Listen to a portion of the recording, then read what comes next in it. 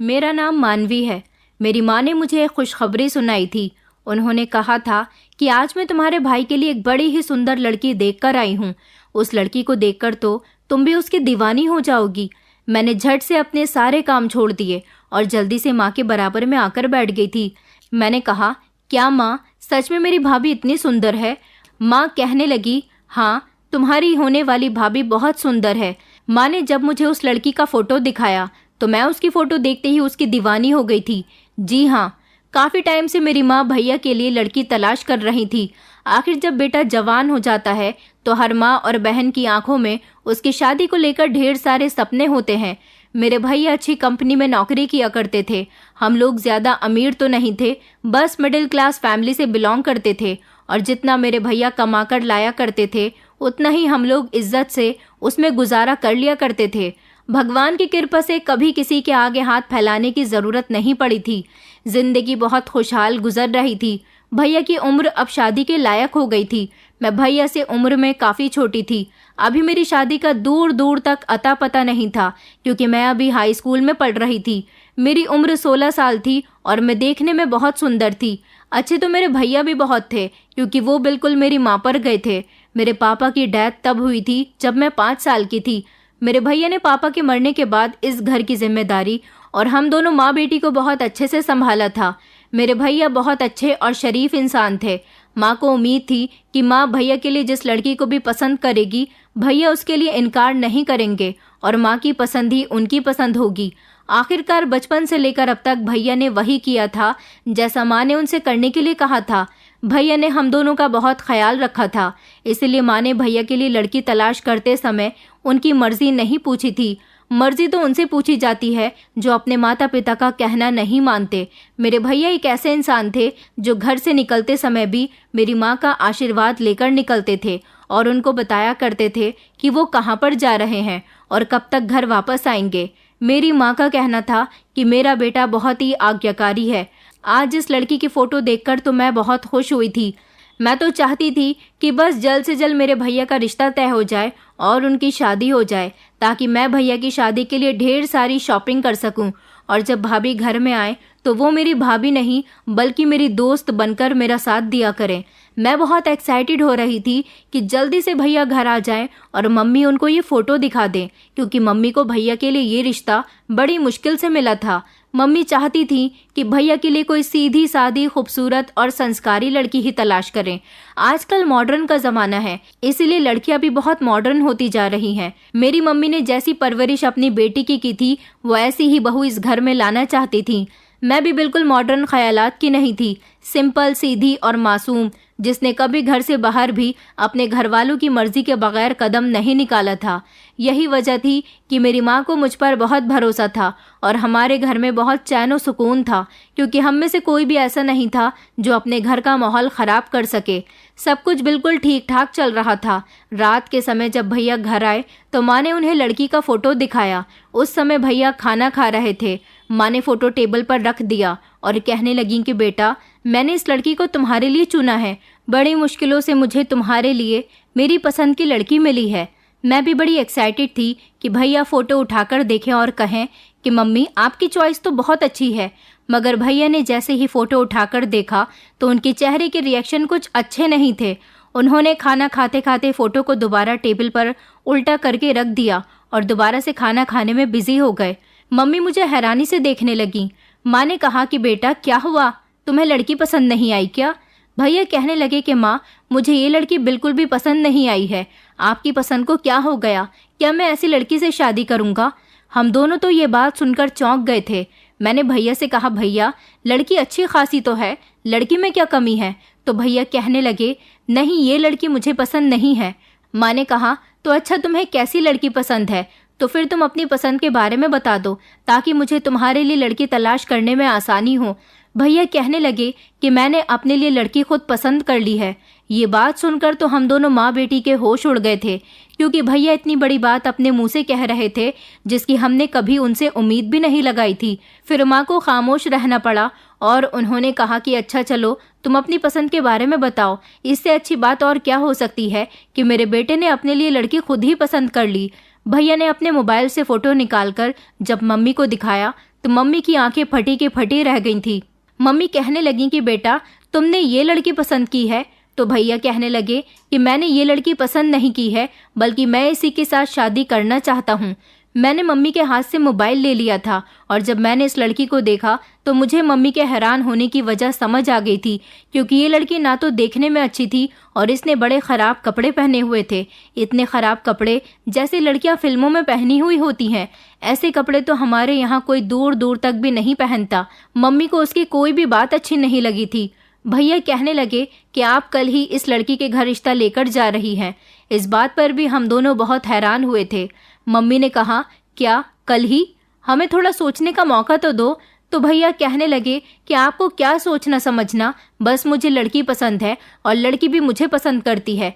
मेरी शादी इसके साथ ही होनी है, तो फिर आप लोगों को क्या सोच विचार करना। बस मैंने बोल दिया है, कल आप लोग इसके घर रिश्ता लेकर जाएंगे और कह देंगे कि हमें लड़की पसंद है और उन लोगों को मेरा फोटो दे देना। वो लोग भी मुझे पसंद कर ही लेंगे, तो शादी की डेट जल्दी ही फिक्स कर देना। भैया की ऐसी जल्दबाजी भरी बातें सुनकर मेरी मम्मी को समझ नहीं आया था कि आखिर भैया को किस बात की जल्दबाजी थी। भैया तो अपना खाना खाने के बाद टेबल से उठकर अपने कमरे में चले गए थे, जबकि मम्मी और मैं गहरी सोच में पड़ गए थे। मम्मी कहने लगी कि आखिर तुम्हारे भाई को क्या हो गया?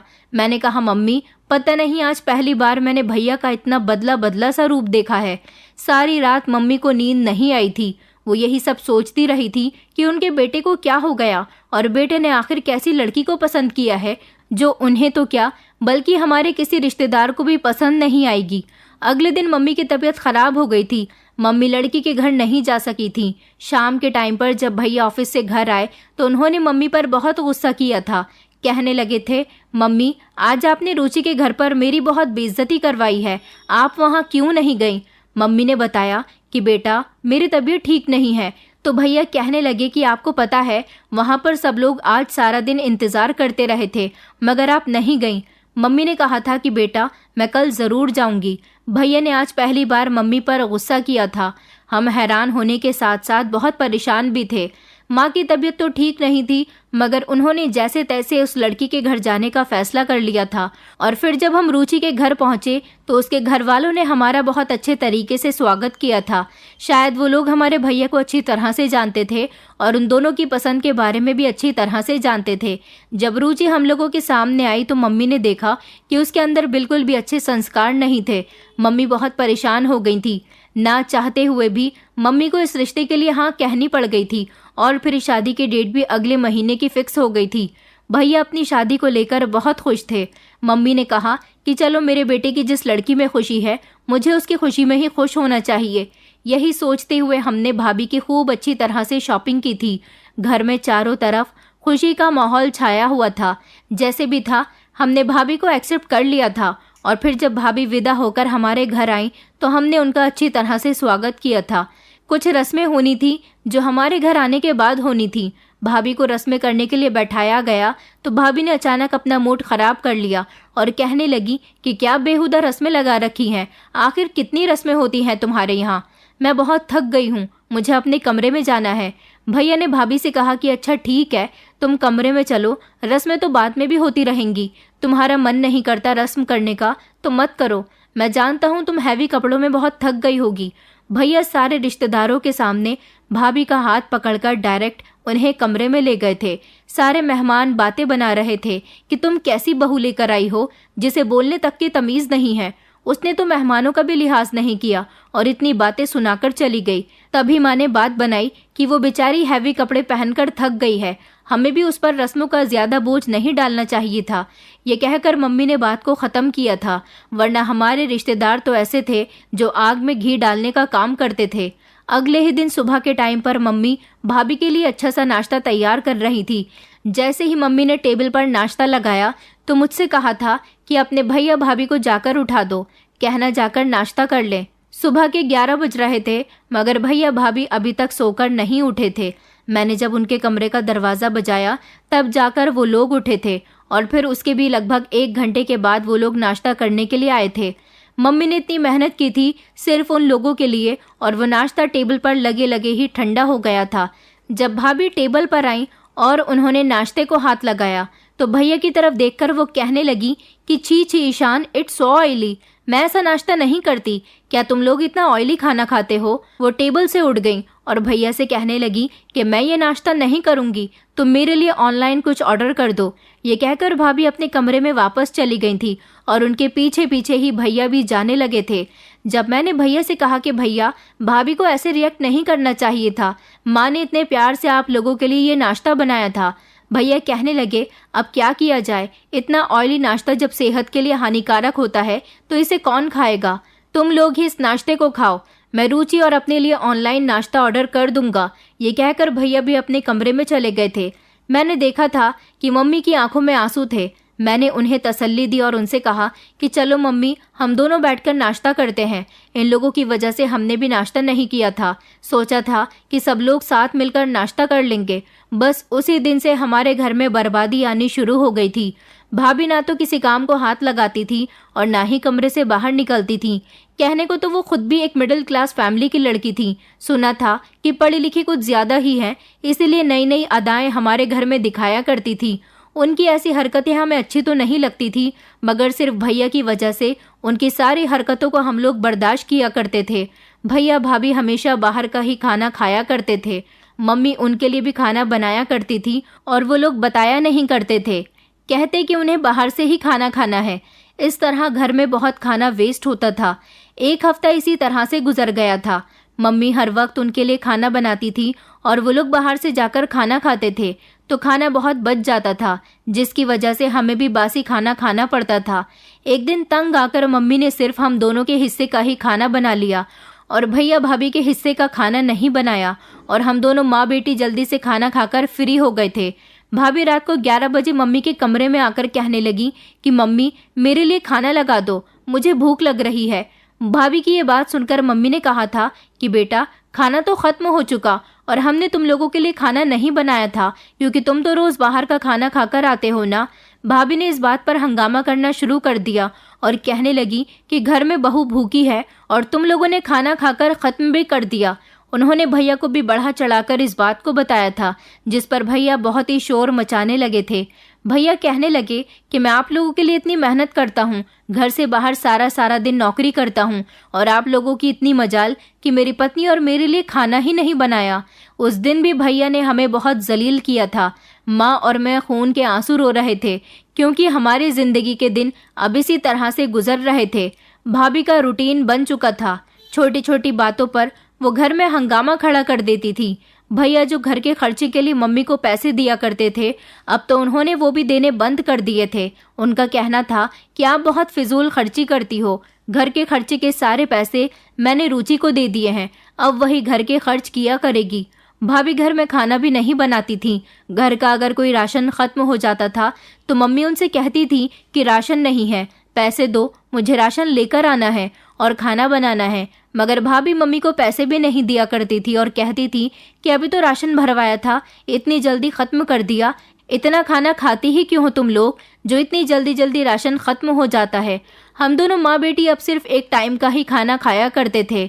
मैं रोज स्कूल जाती थी। जब मैं स्कूल से घर आती तो मम्मी के साथ घर के काम में लग जाती थी। हमारे घर का माहौल भाभी के आ जाने से बहुत खराब हो गया था। घर में ऐसा लगता था जैसे हम लोगों के मुस्कुराने पर भी भाभी को दिक्कत होती है। बस हम लोग रोते ही रहते थे। मेरी स्कूल की फीस भी काफी चढ़ गई थी। मेरी हिम्मत नहीं हो रही थी कि भैया से फीस के पैसे मांगूं, लेकिन फिर बड़ी हिम्मत करके मैंने भैया से कहा था कि भैया, मुझे अपनी फीस के पैसे भरने हैं। 3 महीने से आपने मुझे फीस का कोई पैसा नहीं दिया। भैया मेरी फीस के पैसे देने के लिए जेब में हाथ डाल ही रहे थे, तभी भाभी ने उन्हें रोक दिया और कहने लगी कि अब क्या जरूरत पड़ी है इसे आगे पढ़ाने की, इसकी शादी की उम्र हो गई है, अभी कम उम्र है तो रिश्ते भी जल्दी आ जाएंगे, वरना लड़कियों की उम्र ज्यादा हो जाती है तो रिश्ते लगने में बहुत प्रॉब्लम होती है। आपको इसकी पढ़ाई ना करवाकर इसके लिए कोई अच्छा सा रिश्ता तलाश करके इसके हाथ पीले कर देने चाहिए। मैंने मम्मी की तरफ देखा था और गर्दन हिलाई थी। कहा था कि नहीं, मैं अभी शादी नहीं करना चाहती, मैं पढ़ना चाहती हूँ। तो भैया कहने लगे कि तुम्हारी भाभी बिल्कुल ठीक कह रही है। भैया ने जो हाथ अपनी जेब में डाला था वो खाली ही वापस निकाल लिया था। भैया ने मम्मी से कहा कि आप रुचि के लिए अच्छा सा रिश्ता तलाश करो, हम जल्दी ही इसकी शादी कर देंगे। मम्मी ने कहा था कि बेटा, तुम अपनी बहन पर ये कैसा जुल्म कर रहे हो? तुम्हारी बहन पढ़ लिख कर डॉक्टर बनना चाहती थी और तुम उसका सपना पूरा किए बिना ही उसकी शादी करना चाहते हो। तो भैया कहने लगे, ये काम लड़कियों के नहीं होते, और वैसे भी मेरे पास पैसों का कोई पेड़ नहीं उगता जो पैसे तोड़े और इसको MBBS करवा दिया जाए। आपको पता है कि डॉक्टर बनने के लिए कितना पैसा खर्च होता है। मेरे पास इतना पैसा नहीं है। उस दिन मैं बहुत ही रोई थी और मुझे भाभी से सख्त नफरत महसूस हो रही थी। सबसे ज्यादा नफरत तो मुझे अपने भैया से महसूस हो रही थी, जो भाभी के कहने में इतनी आसानी से आ जाते थे।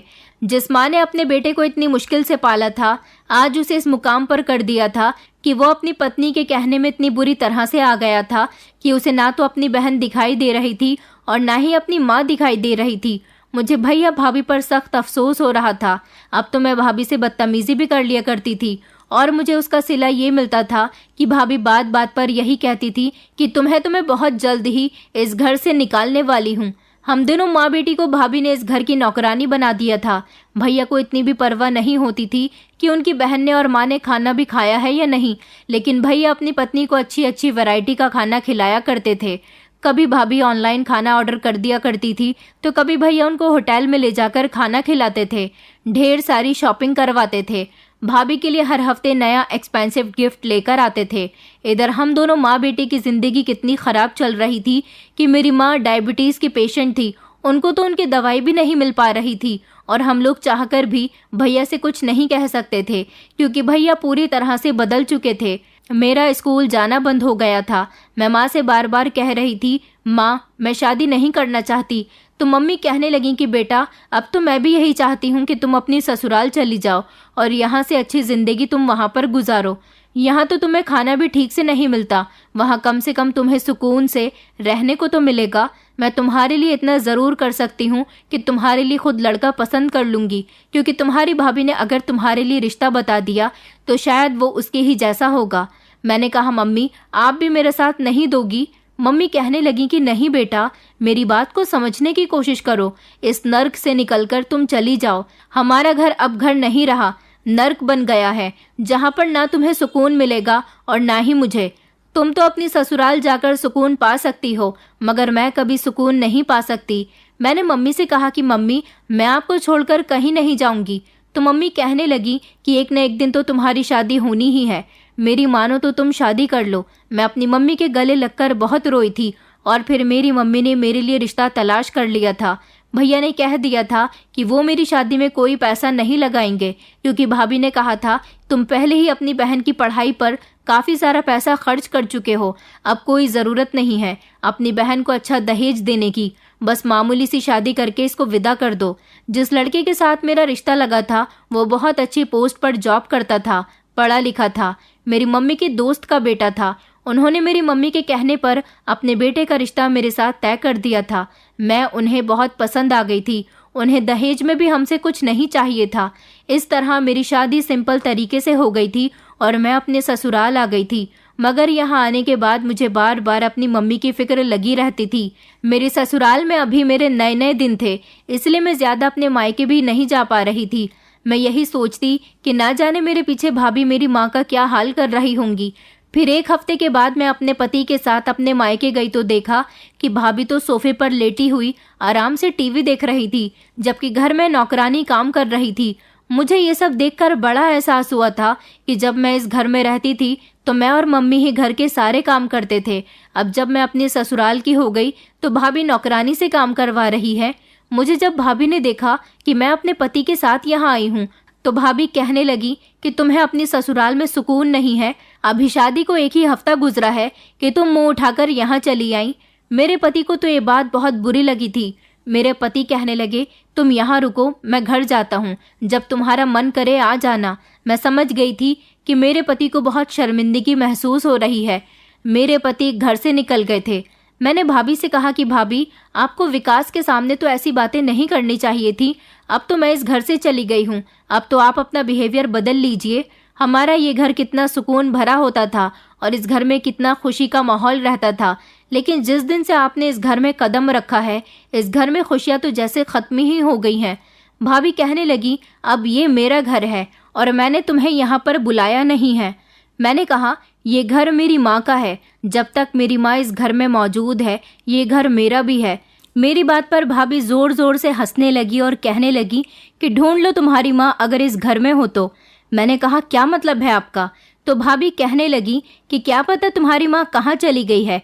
तुम्हारी शादी के बाद सारा सारा दिन बोर रहती थी, इसलिए पड़ोस में जाकर बैठ जाया करती थी। एक दिन पड़ोस में ऐसी जाकर बैठी कि कभी घर वापस ही नहीं आई। भाभी की बात सुनकर तो मेरे पैरों तले से जमीन निकल गई थी। मैं जल्दी से मम्मी के कमरे में गई।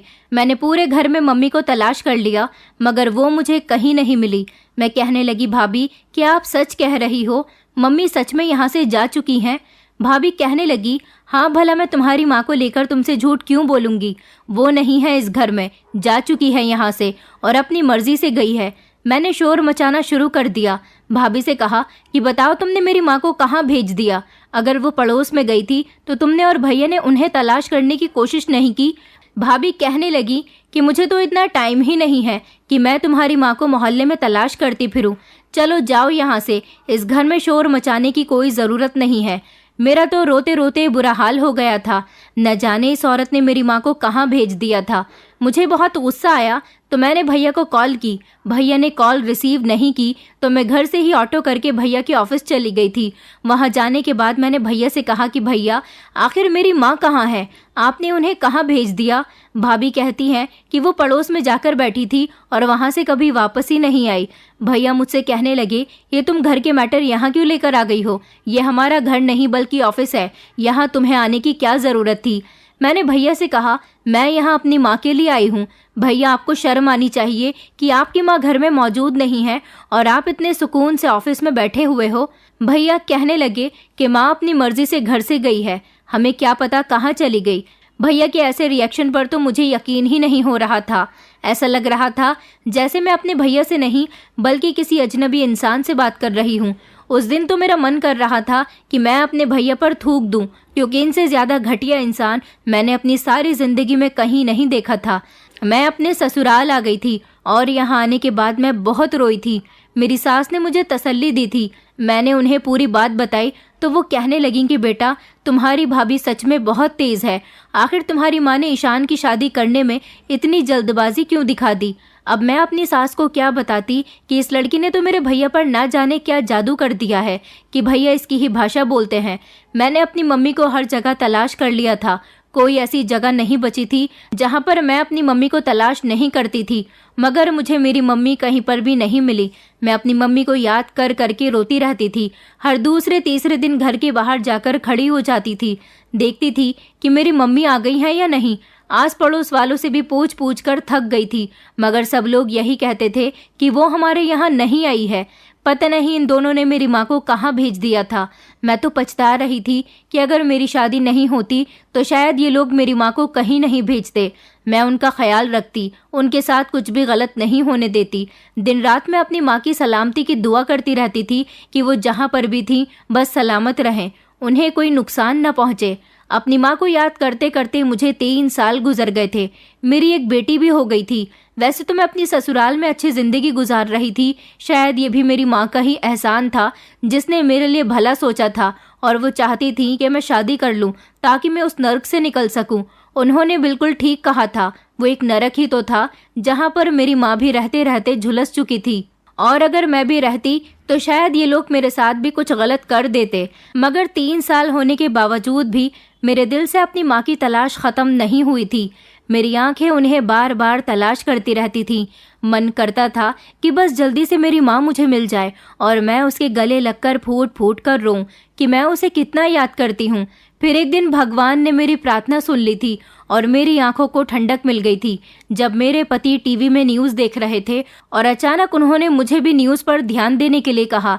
जैसे ही मैंने टीवी की तरफ नज़र की तो ये देखकर मेरे होश उड़ गए थे कि मेरी मम्मी टीवी पर आ रही थी। ये एक फैशन डिज़ाइनिंग शो था जहां पर मेरी मम्मी को अवार्ड से सम्मानित किया जा रहा था। बताया गया था कि उस अवार्ड शो की मॉडल ने जो ड्रेस पहना था वो एक ओल्ड एज होम में काम करने वाली एक मामूली सी औरत ने तैयार किया था। वो औरत कोई और नहीं बल्कि मेरी मम्मी थी और मेरी मम्मी को उस शो के लोग इतनी इज्जत दे रहे थे जिनके चर्चे सोशल मीडिया पर, न्यूज़ चैनल पर, न्यूज़पेपर पर धूम मचा रहे थे। इसका मतलब यही था कि मेरी मम्मी अपनी काबिलियत से फेमस हो गई थी। मेरी मम्मी अपनी जवानी के समय बहुत अच्छी सिलाई किया करती थी। उन्होंने ये सिलाई मेरी नानी से सीखी थी और आज उनका ये हुनर उनको कहाँ से कहाँ ले गया था। मगर मैं अपनी मम्मी से मिलना चाहती थी। ये शो कहाँ पर हुआ था, किसने ऑर्गेनाइज किया था, ये सब कुछ मैं जानना चाहती थी और मेरी मम्मी वहाँ किस तरह पहुँची थी। मैंने अपने पति से कहा था कि वो इस सब की इन्फॉर्मेशन निकालें। मेरे पति ने बड़ी मुश्किल से ये इन्फॉर्मेशन निकाली थी और फिर पता चला था कि मेरी मम्मी इस शहर में नहीं बल्कि वो इस समय जयपुर में मौजूद है। वहीं पर ही ये फैशन डिज़ाइनिंग का शो हुआ था। मैंने अपने पति से कहा था कि प्लीज़ मुझे आप जल्द से जल्द मुझे मेरी मम्मी से मिलवाने लेकर चलो। मेरे पति बहुत अच्छे थे और मुझसे बहुत प्यार करते थे। उन्होंने मेरी मम्मी से मिलवाने में मेरा पूरा साथ दिया था। हम लोग जल्दी ही जयपुर के लिए निकल गए थे। वहां जाकर मेरे पति ने पता लगाया था कि मेरी मम्मी कहाँ पर ठहरी हुई है। फिर हमें पता चला कि मेरी मम्मी जयपुर के एक बहुत बड़े होटल में ठहरी हुई है। उस होटल के एड्रेस का पता भी मेरे पति ने निकाल लिया था। हम लोग जब वहां पर गए तो वहां के रिसेप्शन से हमें पता चला कि मेरी मम्मी इस समय अपने कमरे में आराम कर रही हैं। मैंने रिसेप्शनिस्ट से कहा कि प्लीज़ मैडम किसी भी तरह मेरी उनसे बात करवा दीजिए, मैं उनसे मिलना चाहती हूँ। आप एक बार उन्हें बता दीजिए कि उनकी बेटी उनसे मिलने के लिए आई है। मगर शायद मेरी मम्मी ने इतनी काबिलियत हासिल कर ली थी कि मैं उनसे इतनी आसानी से नहीं मिल सकती थी। मैं बड़ी मायूस हो चुकी थी और चेहरा लटकाकर वहां पर खड़ी हुई थी जब अचानक मेरी टक्कर एक जवान लड़की से हो गई। मेरी आंखों में आंसू थे। उसकी जब मुझसे टक्कर हुई तो उसने देखा कि शायद मैं उसकी टक्कर लगने की वजह से रोने लगी हूँ। उसने मुझे सॉरी बोलना शुरू किया। उसने कहा, मगर आप रो क्यों रही हो?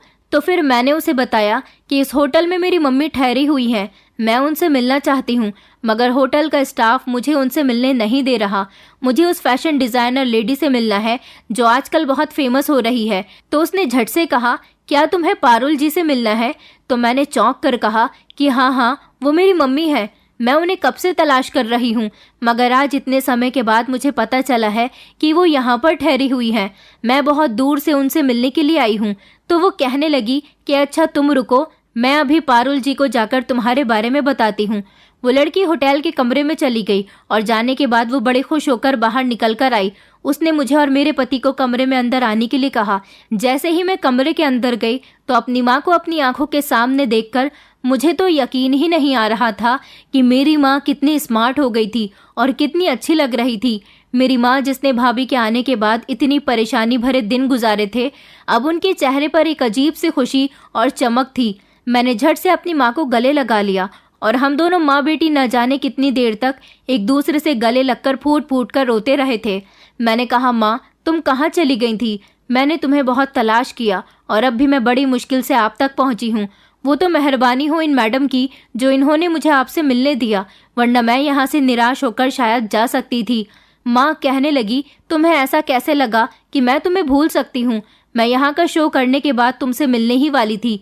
मैंने अपनी मम्मी के हाथ पकड़ लिए और मैंने कहा, मम्मी तुम यहाँ तक कैसे पहुँची और अब कहाँ चली गई थी? भाभी और भैया ने आपको कहाँ भेज दिया था? फिर मम्मी ने मुझे तसल्ली से बैठने को कहा और फिर मुझे उन्होंने एक एक करके पूरी बात बताई। उन्होंने कहा कि तुम्हारी शादी के बाद मैं बहुत अकेली रहने लगी थी। मुझे बहुत अफसोस हुआ था कि इस घर में एक मेरी बेटी ही तो मेरा साथ देने वाली थी, वो भी मुझसे जुदा हो गई। तुम्हारी भाभी ने मुझे घर की नौकरानी बनाकर रख दिया था। मैं बहुत बीमार रहने लगी थी। मैं खामोशी से उसके हर जुल्म सितम बर्दाश्त कर रही थी। उस एक हफ्ते में तुम्हारी भाभी ने मेरे साथ सबसे बुरा सलूक किया था, लेकिन फिर भी मैं उसको उस घर में बहुत खटकती थी।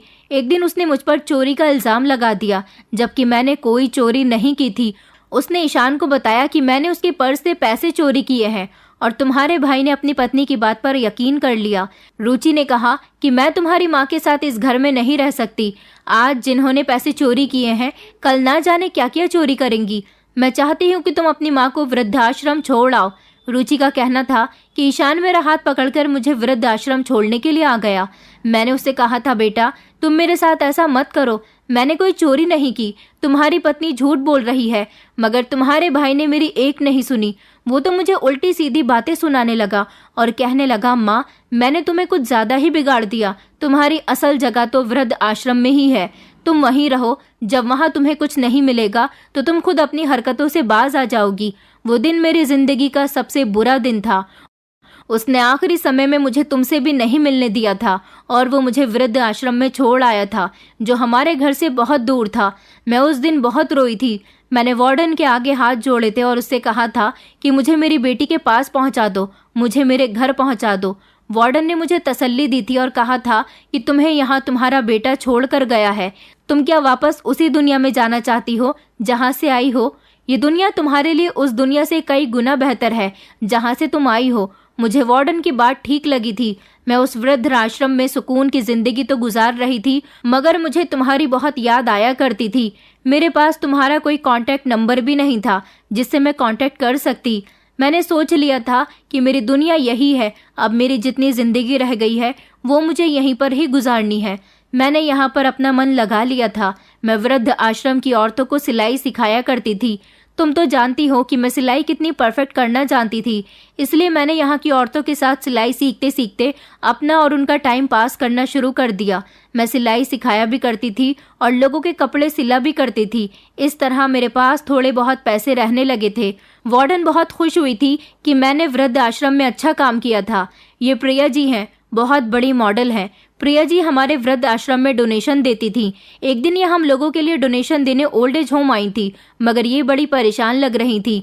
वार्डन ने उनकी परेशानी की वजह पूछी तो इन्होंने बताया कि मैं इसीलिए परेशान हूँ, 2 दिन के बाद मेरा फैशन डिजाइनिंग का शो है, मगर मुझे जिस डिजाइनर की ड्रेस पहननी है वो डिजाइनर आउट ऑफ कंट्री गया हुआ है।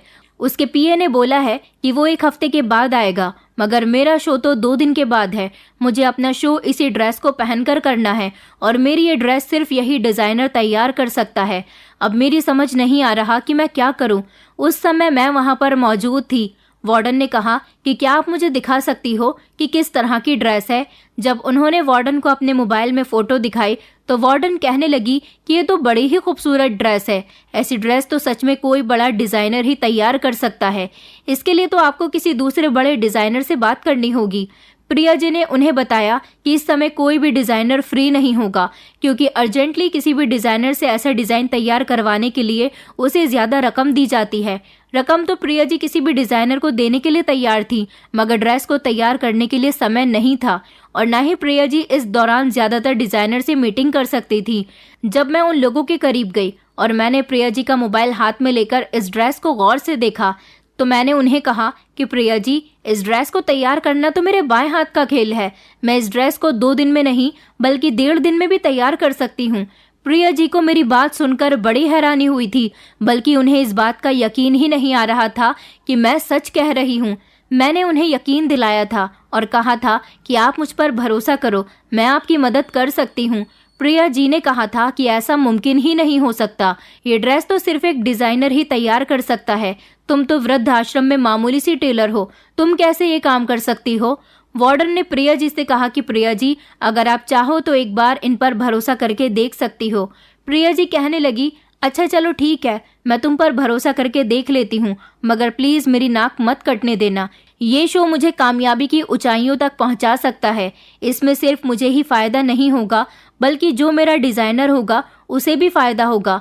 मेरा जो डिजाइनर था उसे आउट ऑफ कंट्री में इस शो से बड़ा कोई और शो मिल गया होगा, इसलिए उसने मेरा काम नहीं किया और वो आउट ऑफ कंट्री जाकर बैठ गया। मैंने प्रिया जी को तसल्ली दी थी कि मैं आपको निराश नहीं होने दूंगी। मैं प्रिया जी के साथ मार्केट गई। वहां जाकर मैं इसी तरह का सारा फैब्रिक और इसमें इस्तेमाल होने वाली सारी चीजें लेकर आई। प्रिया जी ने मुझे अपनी ड्रेस को तैयार करने के लिए नई सिलाई मशीन भी खरीद कर दी थी। जिस जिस चीज और सामान की जरूरत मुझे इस ड्रेस को तैयार करने में चाहिए थी वो सब प्रिया जी ने मुझे लाकर दे दिया और फिर मैंने इस ड्रेस को पूरे 1.5 दिन में तैयार करके जब प्रिया जी को दिखाया तो प्रिया जी की आंखें फटी की फटी रह गई थी। उन्हें विश्वास ही नहीं हो रहा था कि मैंने इस ड्रेस को डिजाइनर से भी अच्छा तैयार किया है। प्रिया जी ने अपनी इस ड्रेस को जब जयपुर के इस लाइव शो में पहना तो उनको लोगों ने बहुत सराहा था। फिर उनसे पूछा गया कि ये ड्रेस किस डिज़ाइनर ने तैयार की है, तो प्रिया जी ने मुझे स्टेज पर बुलाया और फिर प्रिया जी के साथ साथ मुझे भी इस ड्रेस का डिज़ाइनर होने की वजह से अवार्ड से सम्मानित किया गया। और अब मेरे पास ना जाने कितने ऐसे बड़े बड़े लोग हैं जो मुझसे अपने यहाँ की ड्रेस तैयार करवाना चाहते हैं। यहाँ पर मेरी मीटिंग एक बहुत बड़े फैशन डिज़ाइनर से थी जो मुझे अपने पास हायर करना चाहते थे और वो चाहते थे कि मैं उनकी कंपनी को अपनी तैयार की हुई ड्रेस दूं ताकि उनकी कंपनी का नाम आगे बढ़ सके। मगर प्रिया जी ने मुझसे इस काम के लिए साफ इनकार कर दिया। उन्होंने कहा कि तुम इस काम से फेमस हो सकती हो, पैसा कमा सकती हो, मगर तुम इतनी टैलेंटेड होने के बावजूद भी दूसरों को अपनी ड्रेस सेल किया करोगी। मैं तो चाहती हूँ कि तुम्हारा अपना नाम हो, तुम्हारा एक अलग ब्रांड हो, लोग तुम्हारे ब्रांड के डिज़ाइन किए कपड़े पहने जो सिर्फ तुम्हारे हों, जिससे सिर्फ तुम्हें फ़ायदा हो, उसके बीच में कोई और ना पड़ा हुआ हो। प्रिया जी ने मेरी बहुत मदद की है और अब मेरा अपना एक अलग ब्रांड है। मेरे इस ब्रांड को कामयाब बनाने के लिए प्रिया जी खुद पैसा लगा रही हैं, क्योंकि मेरी वजह से प्रिया जी बहुत कामयाब हुई और मैं भी काफ़ी कामयाब हो गई हूँ। मम्मी की कामयाबी की स्टोरी सुनकर तो मैंने उन्हें झट से गले लगा लिया था। मेरी खुशी के ठिकाने नहीं थे। मम्मी कहने लगी थी कि अब तुम परेशान नहीं हो, मैं तुम्हारे साथ हूँ, हम लोग घर चलेंगे। इन 3 सालों में मेरी माँ ने जितनी परेशानी के दिन गुजारे थे उतनी ही वो सक्सेस भी हो गई थी। उनका एक नाम हो गया था, उन्होंने ढेर सारे पैसे कमा लिए थे। दिन रात मेरी मम्मी के मोबाइल पर कभी किसी फैशन डिज़ाइनर की कॉल आती तो कभी किसी कंपनी के ऑनर की कॉल आती। सब लोग बस यही चाहते थे कि वो अपनी कंपनी के कपड़े मेरी मम्मी से तैयार करवाएं। मगर मेरी मम्मी ने अपना एक अलग नाम बनाया था, अपना एक अलग ब्रांड बनाया था। वो अपने अलग से कपड़े तैयार कर रही थी। उन्होंने अलग से एक अपनी संस्था भी खोली थी जिसमें उन्होंने कुछ ऐसे लोगों को सिलाई की ट्रेनिंग देनी शुरू की थी जो कामयाब बनना चाहती हैं, जो गरीब हैं, जिनका कोई सहारा नहीं है। क्योंकि मेरी मम्मी का भी तो कोई सहारा नहीं था। मम्मी और मैं अपने शहर आ गए थे। मम्मी ने अपना एक अलग घर भी ले लिया था। मम्मी उस बड़े से बंगले में अकेली रहती थी। मेरी मम्मी ने मेरे पति से बात की थी और कहा था कि अब तुम ही मेरे बेटे हो, इसलिए मैं चाहती हूँ कि तुम मेरी बेटी को लेकर मेरे साथ मेरे घर में रहो। मेरा जो कुछ भी है वो तुम लोगों का ही है। मैं अपने पति के साथ आकर मम्मी के साथ रहने लगी। मेरी बेटी को देखकर भी मम्मी बहुत खुश हुई थी क्योंकि मम्मी ने उसे पहली बार देखा था। मैं अब मम्मी के साथ ही रह रही थी। फिर एक दिन मम्मी से मिलने उनके घर पर भैया और भाभी आए थे। न जाने भैया को कैसे पता चल गया था कि हम यहाँ पर रह रहे हैं। भैया ने आते ही मम्मी के पैर पकड़ लिए और वो फूट फूट कर रोने लगे, जबकि कुछ ऐसा ही हाल भाभी का भी था। भाभी तो मम्मी से नज़र ही नहीं मिला पा रही थी। वो बहुत ज़्यादा शर्मिंदा हो रही थी। मम्मी ने जब अपने बेटे को रोते हुए देखा तो कहने लगी कि बेटा, तुम्हें क्या हुआ है, तुम क्यों रो रहे हो। मैं बड़ी हैरानी से मम्मी को देख रही थी कि क्या वो भैया और भाभी के उन सारे जुल्मों सितम को भूल गई थी जो उन्होंने उन पर ढाए थे। भैया ने कहा कि मम्मी मुझे माफ़ कर दो, रुचि भी आपसे माफ़ी मांगना चाहती है। मैं जानता हूँ कि रुचि ने आप लोगों के साथ बहुत गलत किया और वो मुझसे भी जैसा कहती रही मैं भी आप लोगों के साथ ऐसा ही करता रहा। दरअसल आपके जाने के बाद रुचि माँ बनने वाली थी। रुचि ने बेटी को जन्म दिया। मैं अपनी बेटी के साथ बहुत खुश था। फिर पता चला कि मेरी बेटी बीमार है। मैं अस्पताल में उसका इलाज करवाने के लिए ले गया।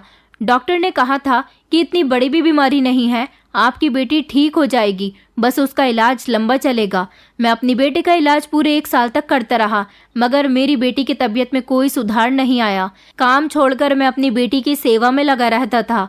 मेरे पास जितनी भी जुड़ी हुई सेविंग्स थी वो सब मेरी बेटी के इलाज पर लग गई थी। उसकी तबीयत तो सुधरने के बजाय बिगड़ती जा रही थी। इतना लंबा इलाज करने के बाद भी वो नहीं बच सकी। यहाँ तक कि मैंने अपना घर भी बेच दिया था, लेकिन मेरी बेटी इस दुनिया को छोड़कर चली गई। हम दोनों पति पत्नी अपनी बेटी से बहुत प्यार करते थे और उससे जुदा होने पर हम लोग बहुत रोए थे। उस दिन रुचि को एहसास हुआ था कि उसने एक माँ को उसके बेटे से जुदा कर दिया था, भाई को बहन से जुदा कर दिया था, इसीलिए उसकी बेटी उससे जुदा हो गई। मैंने आप लोगों की किसी बात को नहीं समझा। अपनी पत्नी के कहने में आकर मैं आपको ओल्ड एज होम छोड़कर आया ताकि घर में सुकून आ सके, लेकिन मेरा तो वो घर ही नहीं बचा जिसमें सुकून लाने के लिए मैंने बहन की भी शादी कर दी थी और अपनी माँ को भी घर से निकाल दिया था। अब मैं सड़क पर आ चुका हूँ। मैं और रुचि अपने किए पर बहुत शर्मिंदा हैं। प्लीज़ माँ, मुझे माफ़ कर दो। मेरी माँ ने फौरन ही भैया को माफ़ कर दिया था और भाभी को भी माफ़ कर दिया था, क्योंकि उन लोगों की बेटी उनकी गोद से छिन गई थी। मैंने माँ से कहा भी था कि इनकी गलती इतनी बड़ी है, आपको इन्हें इतनी आसानी से माफ़ नहीं करना चाहिए। भैया ने कहा कि तुम भी मुझे माफ़ कर दो, मैंने तुम्हारी आंखों से तुम्हारे सपने छीन लिए। माँ कहने लगी कि जिस तरह तुम मेरी बेटी हो इसी तरह ये भी मेरा बेटा है। इन्हें अपनी गलती का एहसास हो गया, यही बहुत बड़ी बात है। मेरा बेटा आज मेरी आंखों के सामने रो रहा है, मैं उसे रोता हुआ नहीं देख सकती, इसलिए उसने मेरे साथ जो कुछ भी किया मैं उस सबको माफ़ कर रही हूँ। यही तो माँ होती है जो सब कुछ होने के बावजूद भी अपने बच्चों को माफ़ कर देती है, भूल जाती है वो सारे जख्म जो उसकी औलाद ने उसे दिए थे। बच्चे चाहे जितनी भी बड़ी गलती कर लें मगर माता पिता उन्हें माफ़ कर ही देते हैं। बच्चों को सोचना चाहिए कि कोई भी माता पिता अपनी औलाद के लिए बुरा नहीं सोचते, तो फिर औलाद माता पिता के लिए बदगुमान क्यों हो जाती है। मैं आप लोगों से यही कहना चाहूँगी कि माँ बाप आपके बचपन से लेकर जवानी तक आपको पाल पोस कर बड़ा करते हैं, और जिस उम्र के हिस्से में माँ बाप को आपकी ज़रूरत होती है तो आप लोग उनको कभी वृद्धाश्रम में छोड़ आते हो तो कभी घर में रहकर ही उन्हें इस्तेमाल होने वाली चीज़ की तरह इधर उधर पड़े रहने देते हो, जबकि इस उम्र में आकर उन्हें अपने बच्चों के सहारे की ज़रूरत होती है। मेरे भैया को तो उनके किए की सज़ा मिल गई, मगर मैं नहीं चाहती कि जो बूढ़े माता पिता अपने बच्चों से अपने बुढ़ापे की आस लगाते हैं उनके जवान बच्चे उन्हें अपने घर से निकाल दें तो वो बिखर जाते हैं। ऐसे समय में हमें उन्हें संभालना चाहिए, ना कि अपने घर से निकालना चाहिए। अपने घर के बुजुर्गों की इज्जत करना सीखिए, उनसे प्यार मोहब्बत जताइए, जितना हो सके उनकी सेवा कीजिए, क्योंकि यही तो होते हैं जो घर में रौनक लेकर आते हैं। इन्हीं के दम से तो घर में एकता बनी रहती है। मेरी भाभी ने और भैया ने जो किया था उन्हें उनकी सज़ा मिल गई थी, जबकि मेरी माँ आज एक कामयाब डिज़ाइनर है और मेरी माँ ने भैया भाभी को अपने ही घर में जगह दे दी थी, और आज हम सब लोग एक साथ खुशी खुशी ज़िंदगी गुजार रहे हैं। भाभी भी सुधर चुकी हैं और अब उन्होंने मेरी माँ को अपनी माँ की तरह समझना शुरू कर दिया। दोस्तों, उम्मीद करती हूँ आपको हमारी कहानी पसंद आई होगी। कहानी पसंद आई है तो वीडियो को लाइक करें, चैनल पर नए हैं तो चैनल को सब्सक्राइब करें, और हाँ, नोटिफिकेशन बेल को ज़रूर दबाएं ताकि अगली अपडेट सबसे पहले आपको मिले।